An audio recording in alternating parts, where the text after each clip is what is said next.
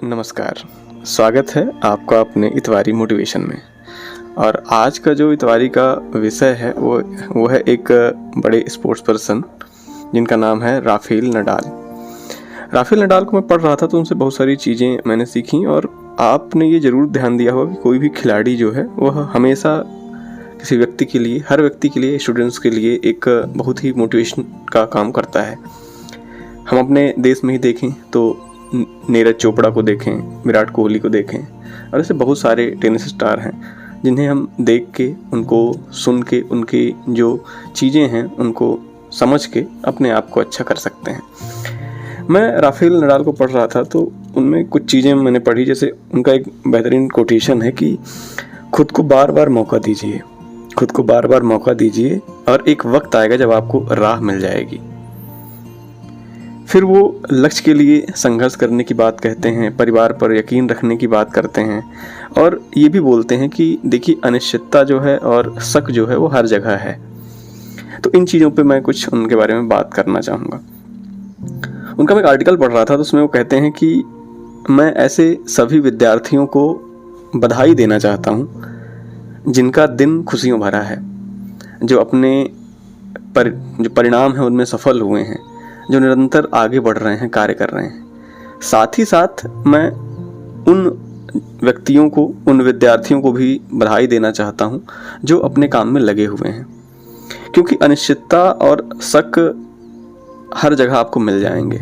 आप पढ़ाई कर रहे हैं, उसमें भी एक अनिश्चितता होगी, उसमें भी आपके अंदर एक मन में शक बना रहेगा कि सफल होगा या नहीं होगा, मैं कैसे सफल हो पाऊंगा, वो चीज़ें हैं। तो वो कहते हैं कि एक दुख भी है और वो कल्पना करते हैं कि ज़िंदगी में आने वाले जो बदलाव हैं उनका अंदाज़ा आप नहीं लगा सकते हैं, और ऐसा करने में आपको काफ़ी समय लगेगा कि आगे वाला समय आने वाला कैसा होगा, अनिश्चितता जो है वो कहाँ रखेगी हमें, क्या अनिश्चितताएं आगे आ सकती हैं।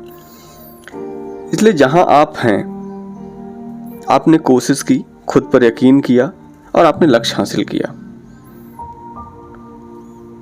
और लक्ष्य जो है उसे प्राप्त करने के लिए वो संघर्ष की बात कहते हैं। वो कहते हैं कि आज के दौर में सब्र नज़र नहीं आता।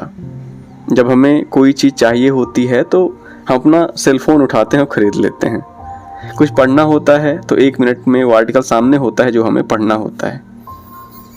लेकिन वो कहते हैं कि मैं एक बात आपको याद दिलाना चाहूँगा कि कोई भी महान लक्ष्य जो है वह तुरंत हासिल नहीं होता।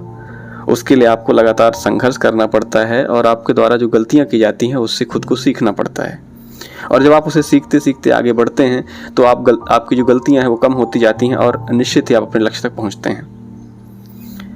तीसरी बात वो कहते हैं कि परिवार पर यकीन रखना होगा।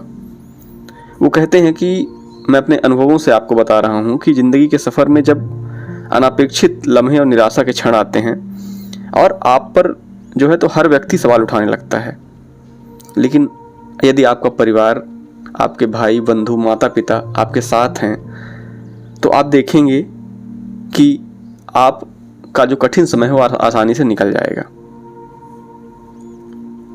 इन्हीं की मदद से, परिवार की मदद से ही आप फिर से अपना सपना देखने के लायक बन पाएंगे।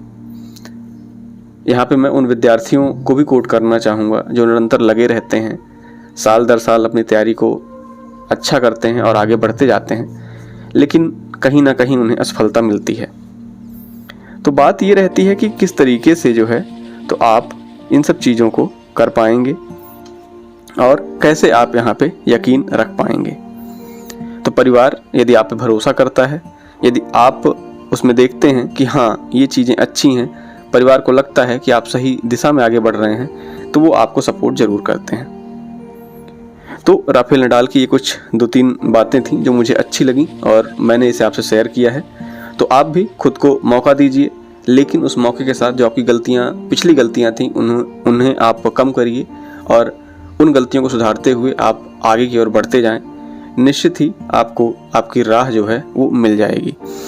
तो चलिए, बहुत बहुत धन्यवाद इतवारी मोटिवेशन को पूरा सुनने के लिए, इसे इतना स्नेह देने के लिए। और यदि आपको हमारा ये प्रयास अच्छा लगे तो आप इसे अपने मित्रों तक भी ज़रूर साझा करें, है ना। इससे हमें भी मोटिवेशन मिलेगा और हम भी अपनी राह पर आगे बढ़ते जाएंगे। तो चलिए, बढ़िया है, हंसते रहिए, मुस्कुराते रहिए, कोशिश करते रहिए, क्योंकि कोशिश किए बिना जय जयकार नहीं होती। हम जरूर जीतेंगे। बहुत बहुत धन्यवाद।